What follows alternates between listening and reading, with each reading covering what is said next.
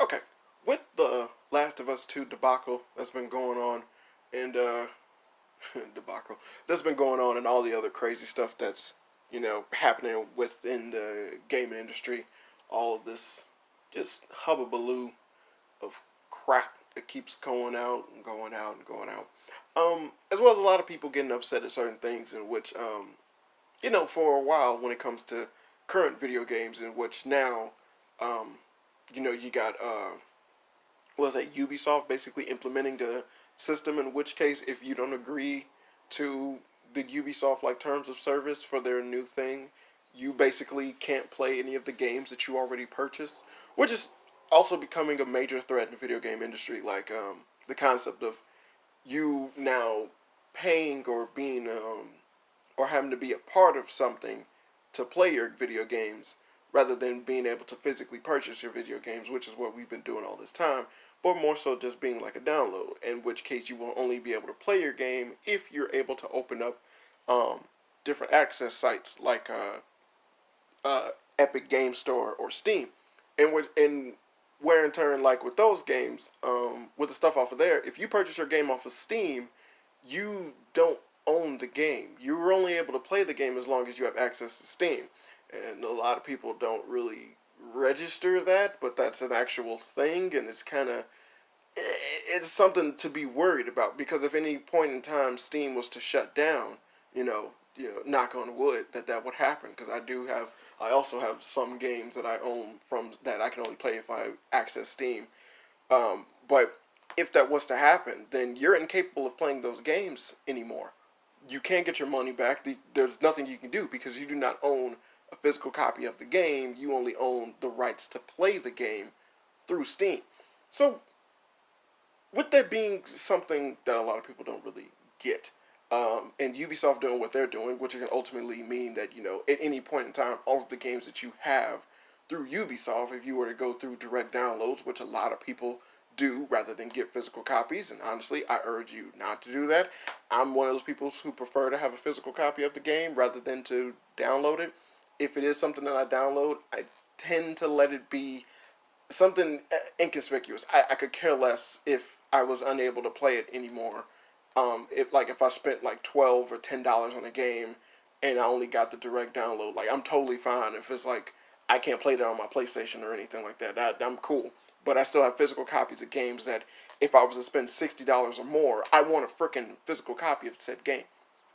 So one of the other so one of the things that I kind of think is something that people need to understand with how games are being, another thing that's like what how games are actually being incorporated today, is the concept of pre-orders. Now, pre-orders in theory sounded like an amazing idea. It realistically in theory it's dope.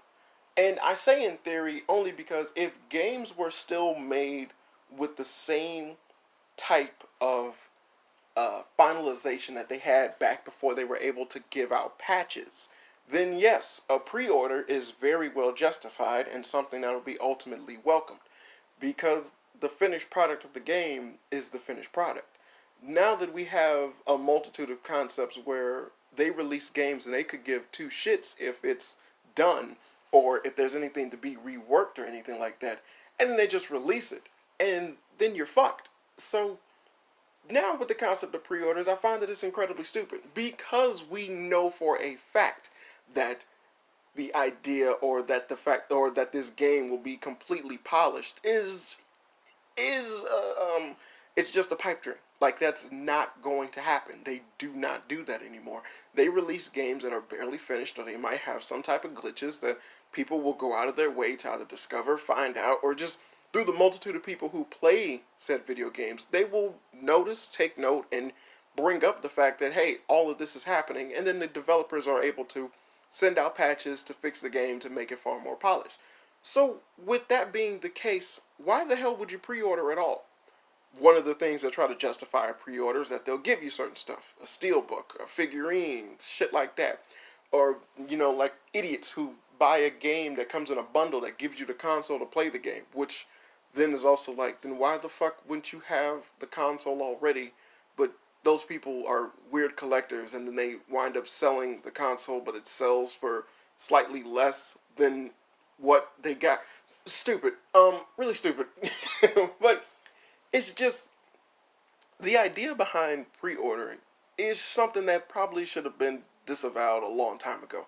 The game industry has basically a huge fucking stranglehold on how game media is produced and sent out everywhere. You could tell that with the Naughty Dog, what was happening with Naughty Dog and The Last of Us 2, as no one reports on the fact that they were canceling people's YouTube videos and whatnot, but instead is reporting the fact that, everyone's having a preconception about the game and no one's even really played it yet. But then they also got found out that Naughty Dog had reviews for Last of Us 2 when no one's played it yet, and like the reviews are in the thousands of everyone just giving it 5 stars. So bullshit like that exists in the gaming world, because they did the same fucking thing for Death Stranding. And you can talk to as many people as you want that'll sit there and think that that's a great game, but if you look up reviews for it, it is very biased. I honestly suggest that you look up gameplay of the game first before you even decide to go play that, because the reviews and everything that went down with that was so ridiculously biased and basically so underhanded that a lot of people got upset and really wanted to get away from that video game. What was it? Metacritic had a bunch of bots lying about different reviews that were all negative, but they went in and got Metacritic to take away all the negative reviews that were basically made by bots. But then come to find out that they had a bunch of good reviews by bots as well, but they didn't get rid of those. Those were okay to keep. But bullshit like that. And it's basically been going on and on and on for years within the gaming industry. So with that in mind, pre-ordering games really is not, it's not a good thing to do. I mean, look at Grand Theft Auto 5. Grand Theft Auto 5 made their money back in pre-orders alone. And then when the game came out, it being, Rockstar, it had problems. It had a lot of problems. Great game, but it had a lot of problems in initial release. Then after years of tweaking and fixing, it became the polished masterpiece that we have today that still is a moneymaker for Rockstar. And it's been like over 10 years it's been out. So it's ridiculous to actually go in and pay full price for said game when now the game still has more content being coming out. It still is relevant. A lot of people still play it and whatnot. But you can get Grand Theft Auto 5 with all the bells and whistles for about what was it, like $30-something? But when it came out and everything, just the base game was damn near 70. So you see how that, and it's like, I understand if your job is in video game news, or you someone who's a streamer and you need to keep updating with the latest games, and this is a typical thing for male streamers. As females, you can show your breasts, but male streamers, you gotta stay relevant somehow, and that's either you just get really good at one particular game, or you're just constantly playing multitude of games all the time in order to keep that money going in. Hey, more power to you, baby. But it's just the concept of that regular people don't need to pre-order a video game. I get it. Granted that you really want to play a game, you really love the idea of said game, and you just desperately need it. But because of the fact that we live in an age now where patches do exist, as well as the concept of added DLC, it's not really that smart financially to waste money to get a pre-order. One, if you're that desperate to play a game, you can't really say that, as the backlog and the current log of video games is enough for God knows how many lifetimes. So if you're that dead pressed on playing something, you can find anything that'll be cheap enough for you to be able to play to save time while you wait for another game to just kind of ease up, get polished a little bit, or just come out far more refined. Something I did that basically it, it's not an excuse, but it is something that I did that was incredibly idiotic. I purchased Dragon Age Inquisition on the PlayStation 3, but at the time, I didn't have a PlayStation 4, so I played it on the PlayStation 3. Turns out I fell in love with the game. Then I purchased Dragon Age 4 Inquisition on the PlayStation 4 when I bought a PlayStation 4. And then afterwards, I saw that they had the game even cheaper. That came with a bunch of DLC, like armor equipment and things like that. And then I bought that. So essentially, I bought 3 copies of the same fucking game when the last time I bought the game was the best game that I should have bought. I mean, I gave my other PS4 copy to my brother, but and then he has refused to play it. I don't know why. Dragon Age is good, but it it's one of those things where it's like during that same time I also had an incident where I was back when I was big into the Assassin's Creed franchise. The last Assassin's Creed games I bought was Syndicate. When I bought Syndicate, I got the gold edition that came with the Jack the Ripper DLC, all the extra armor DLC, the weapon DLCs, equipment, different missions, different character things, all the bells and whistles in the game. When this was initially released from for Assassin's Creed Syndicate when it first came out, it totaled up to $75. The gold edition was in total $75. I bought it for $15 at Target. Now, at the time when it came out, I wasn't hard pressed to play the game. I knew I wanted to play the game, but basically I had mad patience. It did not bother me or irk me to play Assassin's Creed that badly. I know a lot of people aren't like that. A lot of people who consider themselves hardcore gamers would feel that that's something that they just really can't do. But trust me, as a hardcore gamer myself, I can tell you it's totally plausible, especially when if you got a job and other shit to do, then yeah. But at the same time, if you basically look with it up, if you look up other games that you could possibly be interested in or want to play, indie games especially if you're on the cheap side, there's a lot of shit out there that can just be time wasters. So when a game that you really want to play just for the enjoyment factor, if you're more hard pressed for money or you really don't want to spend so much money for something that realistically is going to be an incomplete mess, it's totally cool to wait. I feel that it's all right to wait. The need of the gaming industry rushing people saying that you must get this when it comes out. The DLCs or all the stuff that'll come out later will just make you enjoy the game that much later. But think about how the DLCs work. You'll essentially be paying 30 something dollars, which is equivalent to a game in itself, for a game that you already purchased at full price. So now you're basically buying a game, like if you spent $60 on The Witcher, and then you spent like 30 something on the Heart and Stone DLC, Blood and Wine DLC, and everything. You basically just bought an extra game, and that was like what 30 something, I believe. And you basically spent that much money, which is like the Witcher game, and then half of the Witcher game itself. And all you got of it was extra content. But I say this because I got the gold edition of Witcher 3, which came with the Heart and Stone DLC and the Blood and Wine DLC already included. 60 plus hours of extra content. Because, I mean, CD Projekt Red, the motherfuckers know what they're doing. But that's extra content added into the game that already comes with the base game. And I only paid $35 for it. You see what I'm saying? It's like, and then I enjoyed The Witcher 3 just like anybody else, and I had a hell of a time playing it. I thought it was amazing. I thought it was great, but I wasn't so hard pressed to play it immediately. And you shouldn't have to be hard pressed to play a game immediately. You shouldn't feel the need to want to play a game immediately just because they're trying to throw out and dish out hype that, oh, this is going to be the best thing ever. It's going to be the biggest thing ever. You're going to love it. I mean, look at the Kingdom Hearts games. They literally went back and redid all the Kingdom Hearts games. I don't know how many fucking times for the PlayStation 3, for the PlayStation 4. And honestly, the concept of having those games on the PlayStation 2 at the time when I played them was like, yeah. But then they went in, added more content, fixed them, and made them better. So then I really didn't miss out on the games that I didn't buy that were like for the Game Boy Advance or the what was the other thing? The 3DS and stuff like that. Where they just actually just stuck it on another game, and then I was able to play that later.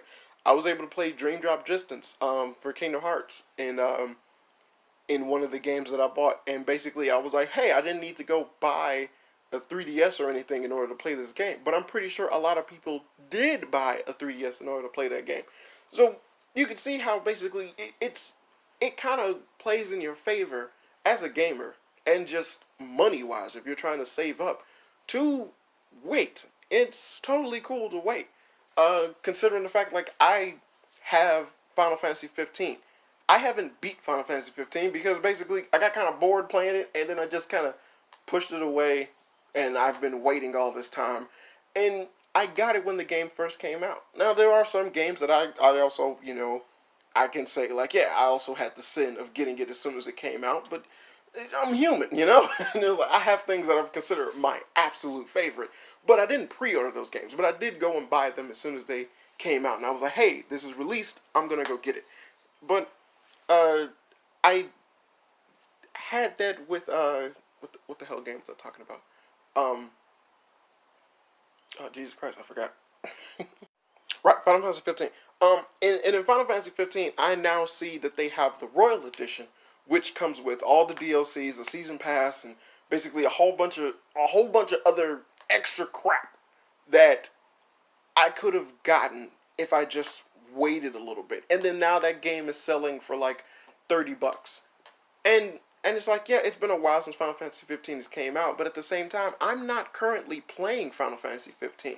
So in hindsight, I can see that I would have been totally okay with waiting to get the game with far more added content than I would have if I was to get the game back then, and in which case eventually I would have gotten bored with the game and then not played it. So now, because I do want to finish it, I am going to go back and play the game eventually, but it's like with that mindset, would I've been far more happier? Would I be happier with the game if when I did play it, it had extra stuff that I didn't need to pay extra for?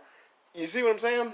So, um, that's kind of one of the things that I'm talking about. Like I bought Kingdom Hearts 3 when it first came out. I bought Kingdom Hearts 3 when it first came out, and Ace Combat 7 when it first came out. Last two games I bought immediately when they got released.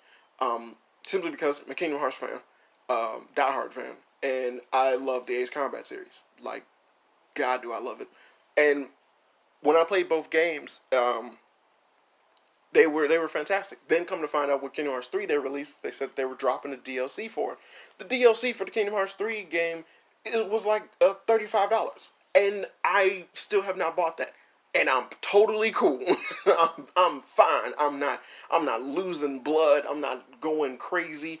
I'm not in that world where it's like I desperately need to play every aspect of this game and spend all that I can for this game as soon as it came out. Cause even even now with the Ace Combat games, they released three extra DLCs, which were just three different missions. The missions were just as long as any of the regular missions within the game, and the concept of them selling them separate in order to play them seems like really fucking idiotic. So you're spending, it was like what, damn near uh almost like $15 a piece for each mission.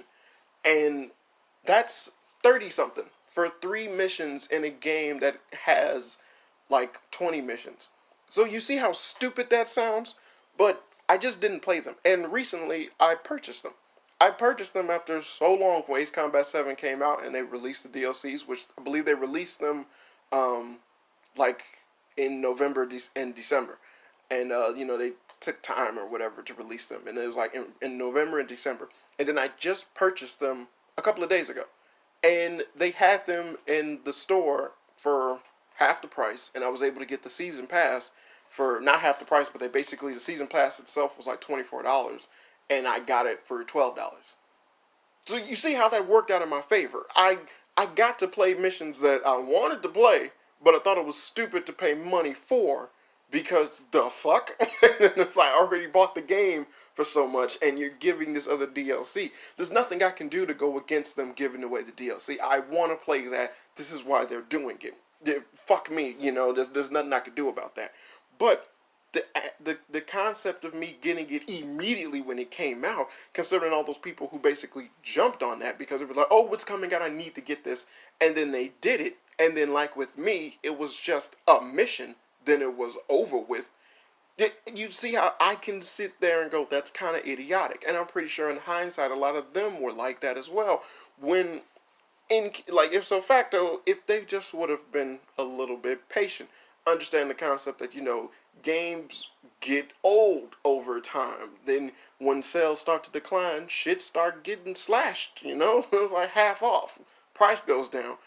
Something to keep people interested, or to at least get something for them to make up some type of money. And all I had to do was just wait just a few months. I waited a few months for a DLC to a game.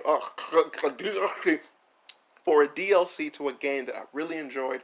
And then when I played the DLC, it was like, yeah, they were just 3 missions, but goddamn it, if they weren't dope, like, I thought they were amazing how they did the story. It made me really happy, and I was like, God, I love Ace Combat. Just, it's a game to make you feel good. It just makes you feel important. That's what it does. Ace Combat makes you feel like you're special, and that's what you want. Ace Combat is like, if you're feeling down, play Ace Combat 4, 5, or 7, and I swear you'll just feel great. You'll just feel great. And you'll be like, you know what? Yeah, I'm the savior of the world. That's what I am. that's what Ace Combat does. And those DLCs were actually fantastic. Now, with the Kingdom Hearts DLC, I'm not getting that because that's still a hefty chunk of change right now. And so I'm totally cool with waiting because I'm not that hard pressed to play anything else with Kingdom Hearts 3. And I mean, I'm also kind of biased because with Kingdom Hearts 3, they kind of disappointed me a little. But at the same time, I eventually know I will play the DLC. I know that it has a lot of content, and it's pretty cool that they implemented that into the game. But I'm totally fine with waiting. I'm cool with being mad patient. I'm alright with just not throwing away some money to play a part of a game that honestly isn't really that major of a thing that I need right now in my life. Now, it's totally understandable if the only things that you play are like certain particular games. If you're someone who's into the fighting game scene and like you really need to bone up on like fighting games, things like that. Again, that coincides with gaming being a part of your lifeblood. You're someone who goes to tournaments, competes for the money and whatnot. So you need to keep up with the games and whatnot. But again, you gotta understand, like, that's how those companies be shelling out and squeezing a lot from you guys as well, because you got shit like Capcom, which released um, Street Fighter with like only a few characters to play with, and then everyone else you had to pay for after when time passed when the game came out, which is just fucking ridiculous. So it's like, you already bought the game, but now I gotta buy the characters that are supposed to be a part of the game in the first place. And it's like, no, it's like, if basically all of you guys just would have just said no and just not fucked with the game, period, Capcom will probably change their marketing strategy. They will probably go, hey, when we release a fighting game, we should release it with all the characters. If we want to add some people later, maybe then we could add in DLC, like they used to do. But when that happened, that's just, I mean, Capcom also got in trouble because they started putting ads during like their online matches and stuff like that, and now that's just a big old no. But so shit like that is just, I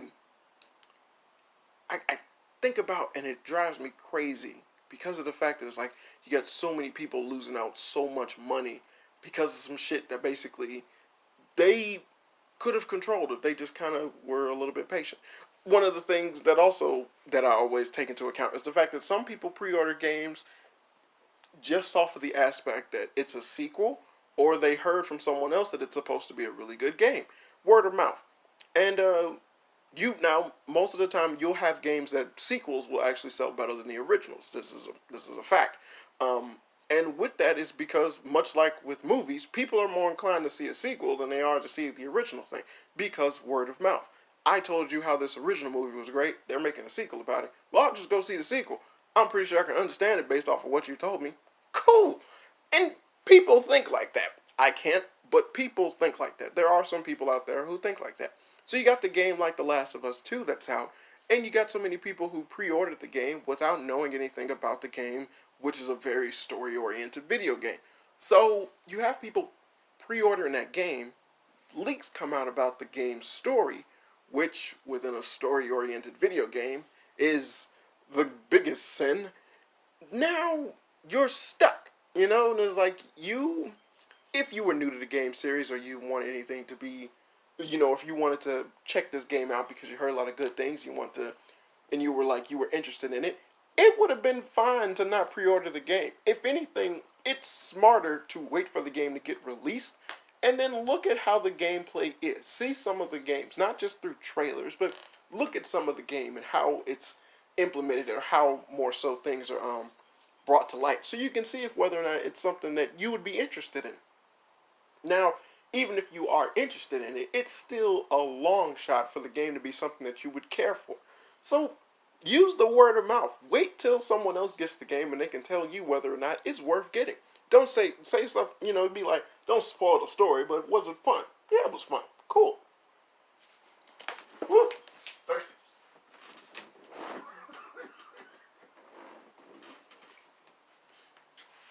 So then you can easily, just because it's something I do, and when it's a game that I don't know about, or I look, happen to be browsing in Blockbusters, Best Buy. Blockbuster's dead. You know, browsing in Best Buy or GameStop or something like that, and I'm just, just feeling froggy, and it's like, if there's something I could get that's like super cheap, pre-owned or whatever, I don't care, and I'll look at games and it'll be stuff that I'd never seen before, typically RPGs, because that's how I roll. I'll see that stuff and then I'm just, I just look at it with a, but I don't know anything about the game, and the box art and the words in the back, that's typically used to trick people. So none of that shit that they say on there is real.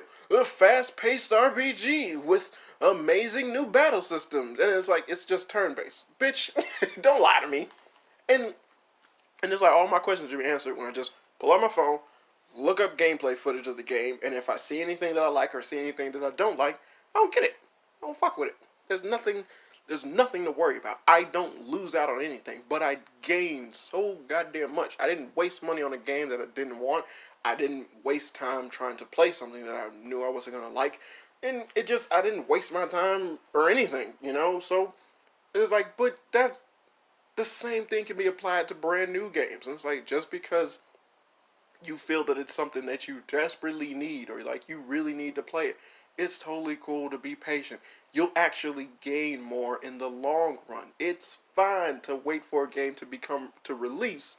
They, give it a little bit. I honestly would say when a game is released, honestly, if you desperately really want to play the game and you're not someone who's just hard pressed to play it like crazy.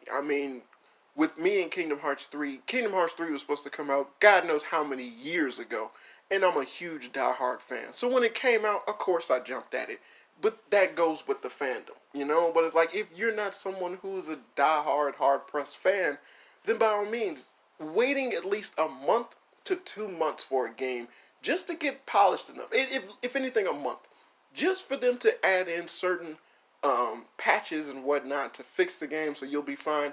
Hey, totally cool, totally worth it. You're still paying the same amount, but by this time, you can see a hell of, you just go through YouTube one time and see people talk about a hell of a lot more stuff that'll probably help you out rather than just going into the game blindly.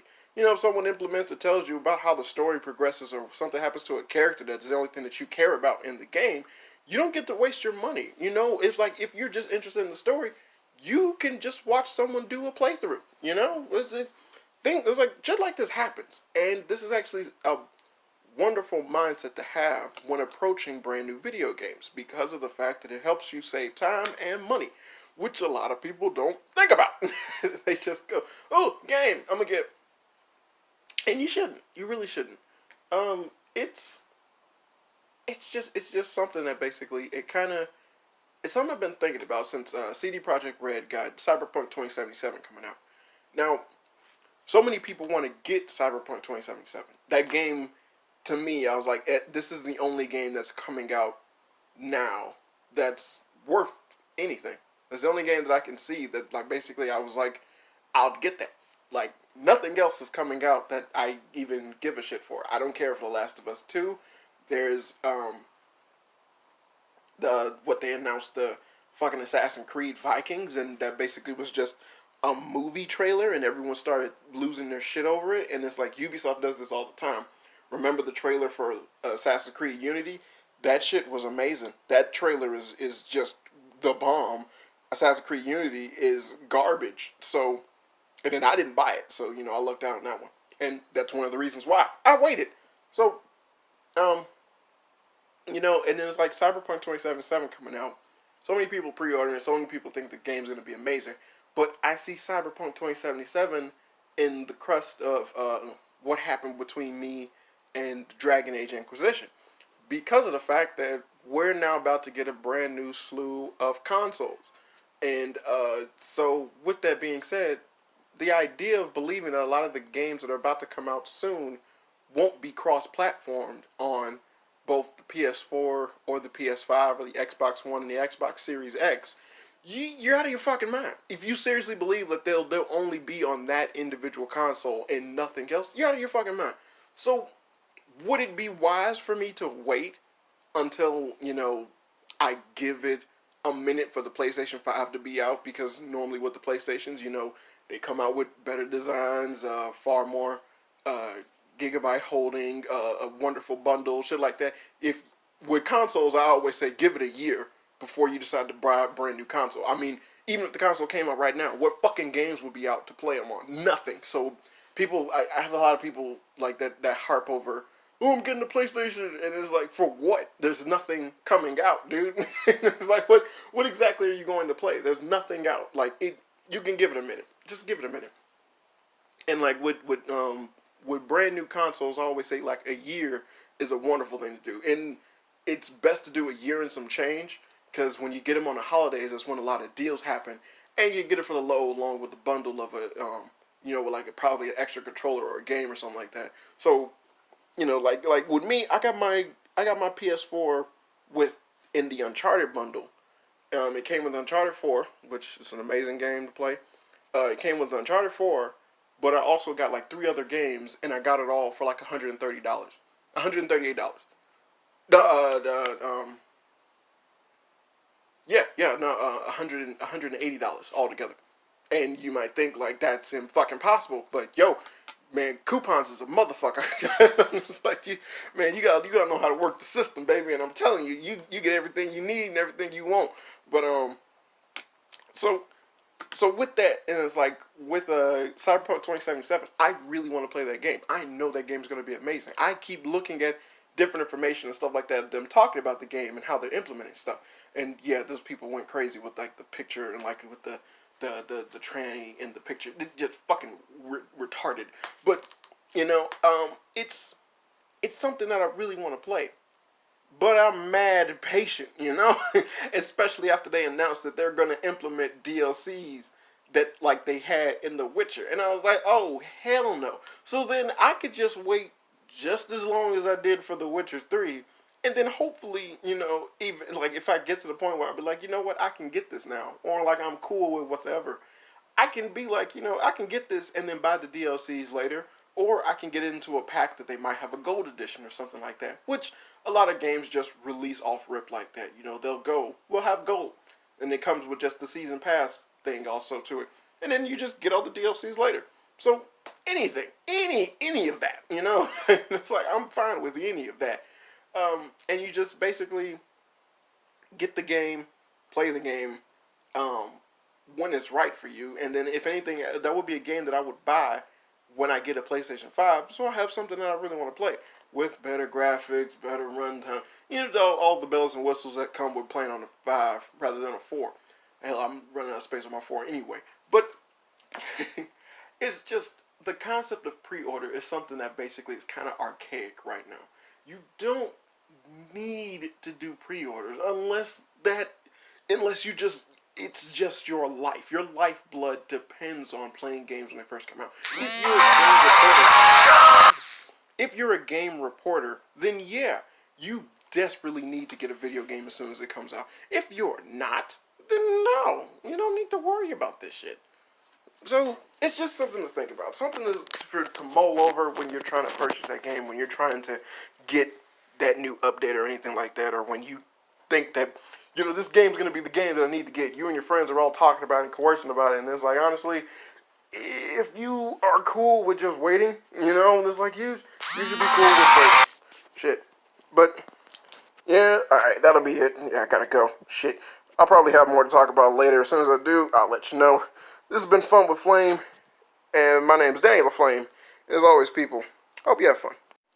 Also, be sure to check out the original home of the Fun with Flame podcast over at Anchor.fm. I upload there first and far more frequently than I do YouTube. And you should definitely go there to listen to some of my podcasts that are just too hot for YouTube to handle. So check out Anchor.fm for more Fun with Flame content. Be sure to subscribe and click any of the links in the description to see all of the other things I am associated with, if you just want a little bit more of that Daniel the Flame in your life.